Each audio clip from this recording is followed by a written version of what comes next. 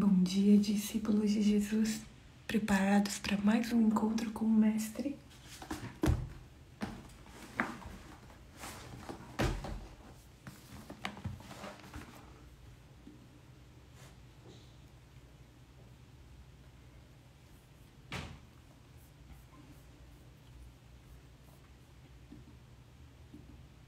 Bom dia, preparados para mais um encontro com o Mestre? Que alegria encontrar a sala cheia. Quem vai orar para nós já iniciarmos o nosso estudo de hoje? Por favor, Eli.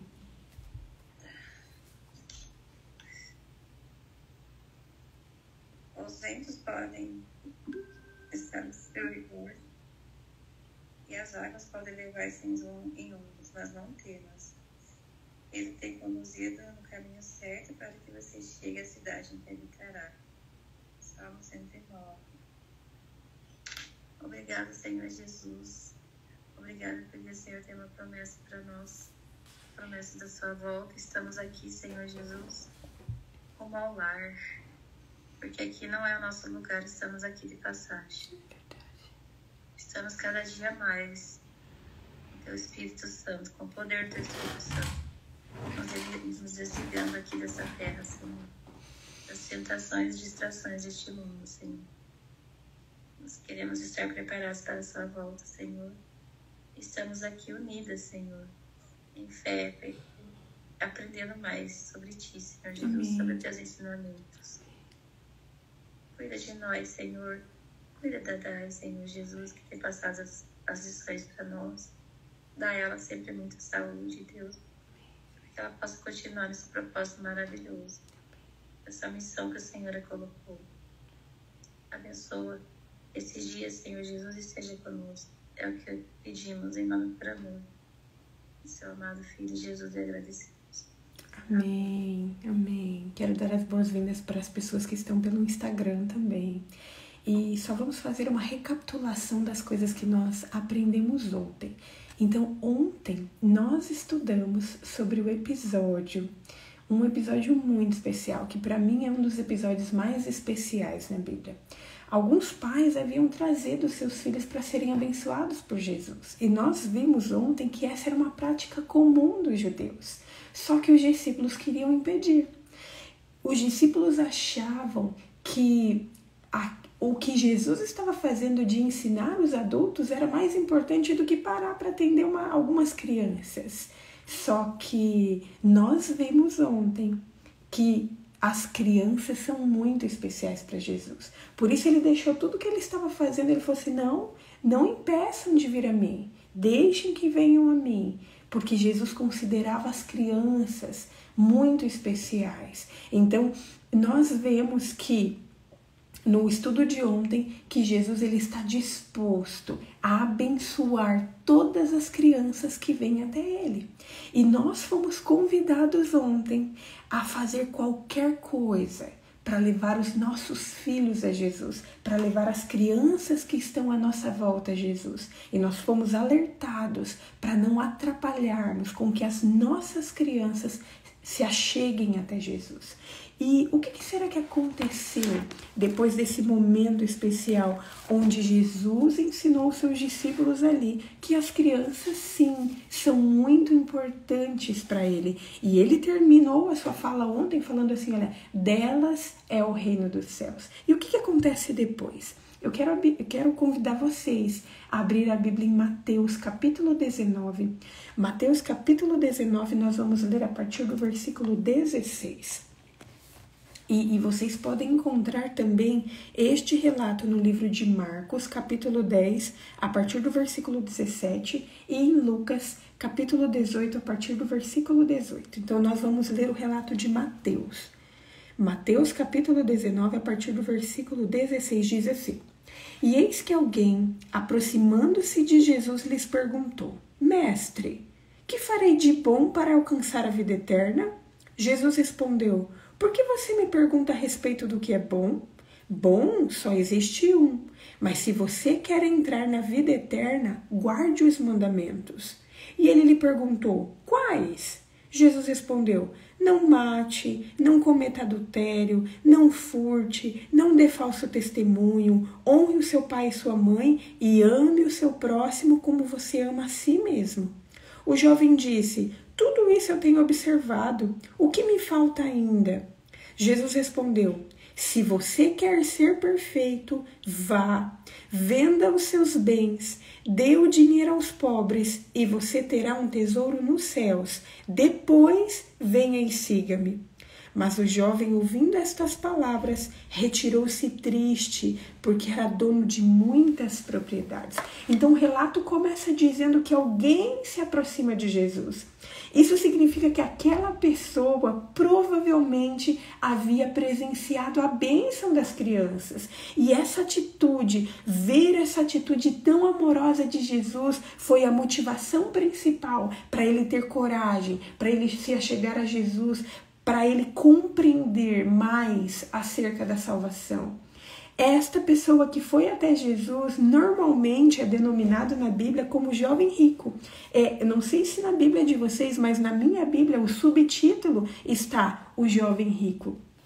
E o relato de Marcos narra que ele veio correndo ao encontro de Jesus e que quando ele se encontra com Jesus, que ele se ajoelha diante dele para fazer essa pergunta. O fato dele ir correndo ao encontro de Jesus reflete entusiasmo. Por isso que ele é chamado de jovem. Porque normalmente são os jovens que gostam de correr quando eles estão entusiasmados, eles que têm pressa. E a atitude de se ajoelhar indica sinceridade. A atitude daquele homem, desse jovem, estava em destaque, assim, em contraste com a atitude dos fariseus, porque os fariseus sempre vinham a Jesus com a intenção de colocá-lo à prova. E aquele homem, que nós não sabemos de onde era, nós não sabemos se ele provavelmente poderia fazer parte do sinédrio ali, mas nós vemos aqui, o relato bíblico fala que ele corre até Jesus e que ele se ajoelha diante de Jesus, demonstrando ali entusiasmo e sinceridade. Aquele homem ali, ele tinha o desejo sincero de compreender o que de bom ele poderia fazer para alcançar a vida eterna. Essa foi a pergunta que ele fez para Jesus. Jesus havia acabado de afirmar, quando ele abençoou as crianças, ele tinha acabado de falar que das crianças era o reino dos céus. E aquele homem, ele não era mais uma criança. Então ele queria saber o que eu posso fazer de bom para ter a vida eterna. E essa é uma questão, essa pergunta que ele faz é uma questão que reflete o típico conceito farisaico de justiça pelas obras como passaporte para a vida eterna. E esse pensamento não é um pensamento que está só no passado. Muitas pessoas hoje acham que para ter a vida eterna elas precisam fazer as coisas, que alcançar a vida eterna é algo que é justificado pelas obras, que as obras é um passaporte para a vida eterna.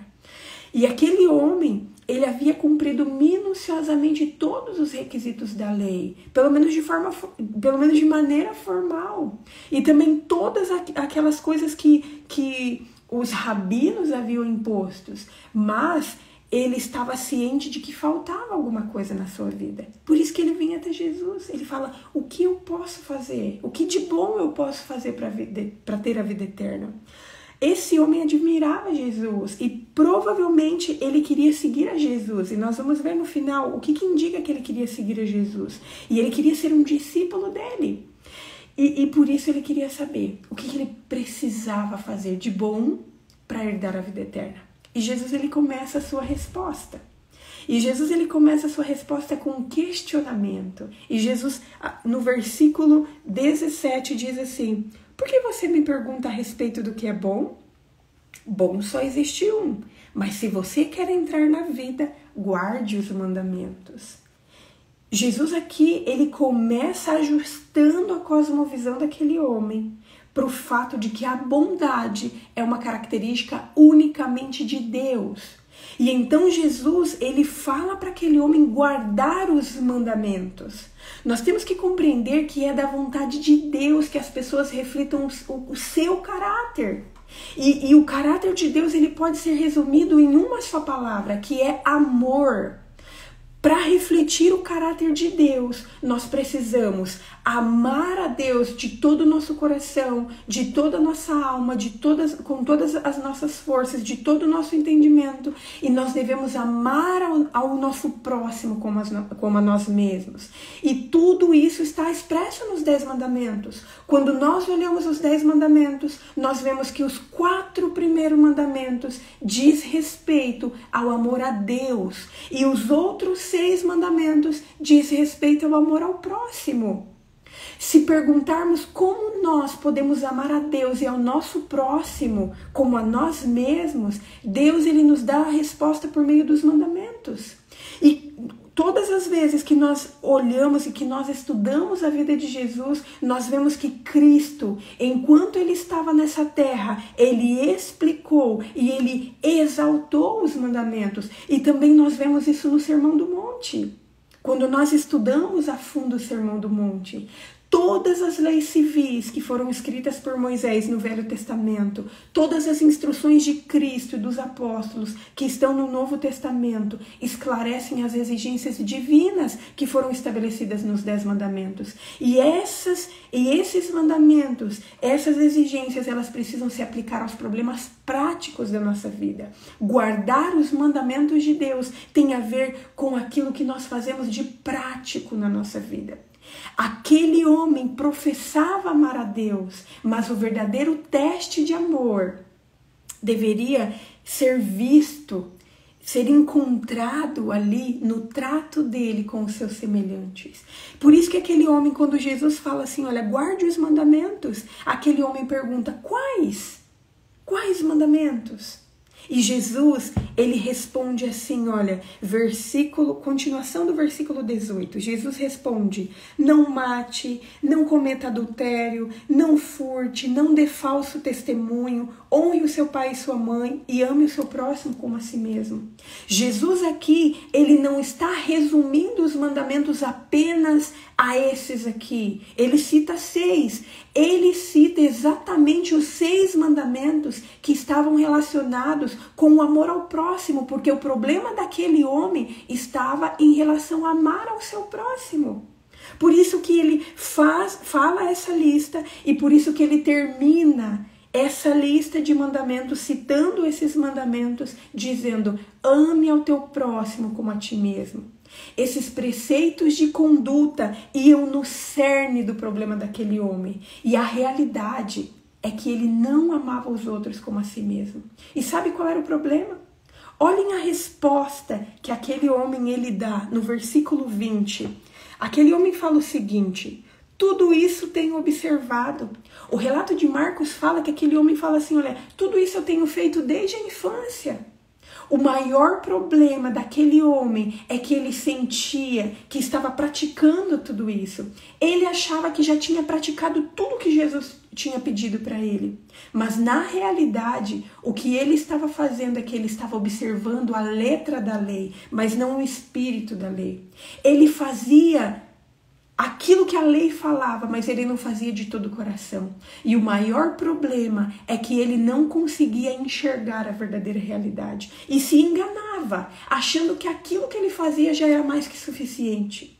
Mas Jesus, nós vemos aqui, que Jesus, ele, com o objetivo de fazer aquele homem enxergar, de abrir os olhos daquele homem para o fato dos princípios da lei, Jesus, ele continua conversando com aquele homem, porque Jesus queria que aquele homem compreendesse que os princípios da lei deveriam ser aplicados conscienciosamente a todas as relações da vida prática. Não basta apenas falar, não basta fazer as coisas apenas no mecânico, é preciso fazer com consciência. Mas será que aquele homem conseguiria compreender? E olha a resposta que ele deu para Jesus. Olha a continuação. Tudo isso eu tenho observado. O que me falta então? Jesus respondeu: se você quer ser perfeito, vá, venda os seus bens, dê o dinheiro aos pobres e você terá um tesouro nos céus. Depois venha e siga-me. A resposta que aquele homem dá a Jesus, deu a Jesus, dizendo assim: olha, tudo isso eu já tenho feito. Essa resposta dá a entender que ele estava confiante de que havia apenas um passo para ele alcançar a perfeição. Embora ele tivesse obedecido diligentemente a letra da lei, ele mesmo sentia que aquilo não era suficiente. A sua vida tinha sido pura, tinha sido honesta, tinha sido uma vida verdadeira, mas a sua atitude para com seus semelhantes tinha sido negativas. Não é que... E aqui entra uma questão muito importante, porque aquele homem fala que ele cumpria todas as leis. Aquele homem, ele admitiu e ele falou assim: olha, tudo isso eu tenho feito desde a minha infância. Aquele homem, ele não havia roubado os bens dos seus semelhantes. Ele não tinha dado falso testemunho contra eles. Ele não tinha roubado a esposa. Ele não tinha tirado a vida. Mas sabe o que ele precisava compreender e que nós também precisamos compreender? Não é suficiente evitar nutrir o ódio ou ferir as pessoas, ferir os nossos semelhantes. Deixar de fazer coisas ruins para os nossos semelhantes não é suficiente de forma alguma.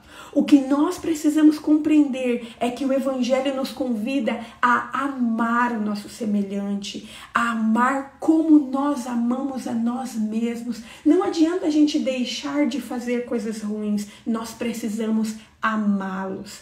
E Jesus, ele chama aquele homem para a realidade.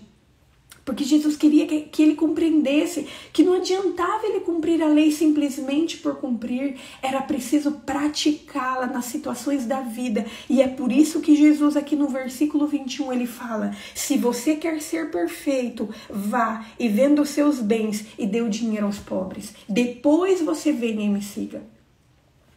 Jesus, ele sabia que a perfeição tinha sido o ideal daquele homem. Por isso que ele fala: se você quer ser perfeito. Mas aquele homem precisava compreender que se esse era o objetivo da sua vida, que ele não seria alcançado pela realização meramente das obras. Aquele homem precisava passar por uma completa mudança de coração, por uma completa mudança de vida. A sua mente deveria ser transformada e os seus objetivos deveriam ser mudados. Aquele homem parecia perfeito, mas tinha um grave defeito que permanecia ali nele. E sabe qual era esse defeito? O egoísmo. E sabe o mais interessante em Jesus? E eu fiquei pensando, por que Jesus pediu para aquele homem vender tudo? Quando Pedro, André, Tiago, João foram seguir Jesus, ele não pediu que eles vendessem os seus bens, que eles vendessem os seus barcos. Mas sabe por quê? Porque os bens de Pedro, Tiago, João, André não eram um obstáculo para aqueles homens, para que eles seguissem a Jesus. Só que nesse homem aqui era. Só que tem um detalhe muito importante. Embora Jesus não pediu para que os seus discípulos, Pedro, André, Tiago e João, vendessem tudo para seguir a Jesus e dessem os bens aos pobres, aqueles discípulos, eles foram chamados a deixar tudo para trás, a deixar tudo a fim de seguir a Jesus. Naquele momento, os bens que aqueles discípulos tinham não eram um impedimento para que eles seguissem a Jesus, porque o seu coração não estava lá. Mas para esse homem aqui, era um obstáculo. E por isso que Jesus requereu, por isso que Jesus pediu a ele: vá, venda tudo e dê aos pobres. Sabe de uma coisa interessante? E uma coisa que nós precisamos compreender: aquilo que a pessoa ama mais do que a Cristo torna indigna de Cristo. Se você ama mais o seu trabalho do que a Cristo, o seu trabalho o torna indigno de Cristo. Se você ama mais os seus bens do que a Cristo, os seus bens o tornam indigno de Cristo. O que nós precisamos compreender de uma vez por todas é que até mesmo mais importantes responsabilidades terrenas têm que ficar em segundo plano para nós, quando nós temos o objetivo de seguir a Jesus. Eu vou repetir para que isso fique claro na nossa mente. Nós precisamos compreender de uma vez por todas que até mesmo as mais importantes responsabilidades terrenas têm que ficar em segundo plano quando nós temos o objetivo de seguir a Cristo. E o relato termina falando que aquele homem, ao ouvir as palavras de Jesus, ao compreender aquilo que Jesus estava falando para ele, que ele retirou-se triste. Jesus apresentou ao rapaz a escolha entre o tesouro terrestre e o tesouro celestial, mas o jovem queria os dois. E quando ele descobriu que ele não poderia ter os dois, ele se retirou triste. O preço da vida eterna que aquele jovem tinha ido buscar era maior do que ele estava disposto a pagar. E sabe de uma coisa? Foi para libertar aquele homem das garras da riqueza que Jesus propôs que ele vendesse tudo. Foi para libertar aquele homem do egoísmo que Jesus propôs isso para ele. Queridos, Jesus está pedindo para nós, Jesus só vai pedir para nós, para nós abrirmos mão de alguma coisa para segui-lo, quando isso pode atrapalhar nós de seguirmos a ele de todo o coração. Jesus, ele não vai pedir as mesmas coisas para todos os discípulos, mas se algo atrapalha a vida de alguém, se algo atrapalha uma completa entrega, é isso que ele vai pedir. Jesus está pedindo para que você abra mão de alguma coisa. Não fique reclamando, não fique pensando no que você vai deixar para trás. Se Jesus está pedindo isso para você, é porque ele sabe que isso pode te atrapalhar de seguir a Jesus verdadeiramente, de todo o coração, com toda a sua vida. Jesus queria que aquele jovem compreendesse a importância da renúncia própria como requisito para a entrada no reino dos céus. Não é possível nós termos tudo ao mesmo tempo. Não é possível nós fazermos como aquele jovem queria fazer. Querer as riquezas desse mundo e querer guardar os tesouros nos celeiros celestiais. E a reflexão que eu quero que nós tenhamos para a nossa vida hoje e a forma como eu quero que nós terminemos o nosso estudo de hoje é dessa forma. Se Jesus está pedindo para que você deixe algo para trás, é porque ele está querendo te livrar de algo que pode ser o maior entrave para a sua vida, para você herdar o reino dos céus. Que nós tenhamos a disposição de buscar a Jesus, mas que nós tenhamos a disposição maior de fazer aquilo que ele nos pede. Porque ele quer que nós amemos a ele de todo o nosso coração. Mas não adianta a gente amar a Deus de todo o nosso coração se nós não estivermos dispostos a amar o nosso próximo como a nós mesmos. Vamos orar. Vamos pedir a Deus que nos ajude para que ele nos mostre tudo aquilo que nos impede de adorá-lo, de entregar realmente a nossa vida a ele. E que nós tenhamos a disposição, que nós tenhamos a coragem de deixar para trás tudo aquilo que Jesus está nos aconselhando a deixar. Vamos orar? Querido Deus, nós te louvamos, Senhor, porque mais uma vez, ó Pai, o Senhor falou ao nosso coração. Nós te agradecemos, ó Pai, pela oportunidade de te buscar no início desse dia. E hoje nós aprendemos, Senhor, que o Senhor pediu para aquele homem que era muito rico, deixar as riquezas para trás, porque ele achava, Senhor, que ele já fazia todas as coisas que precisava fazer, mas no fundo, Senhor, ele era egoísta, no fundo, Senhor, ele não amava o próximo como o Senhor pede. Senhor, nós queremos te pedir perdão, porque tantas vezes na nossa vida, Pai, nós temos também nos contentado em cumprir a lei simplesmente por cumprir. Mas na realidade, Senhor, muitas vezes a gente não está nem aí para o nosso próximo. Muitas vezes, Senhor, a gente fala que ama o nosso próximo, mas a gente não está nem aí com ele. Nos perdoe, Senhor, por favor, nos perdoe.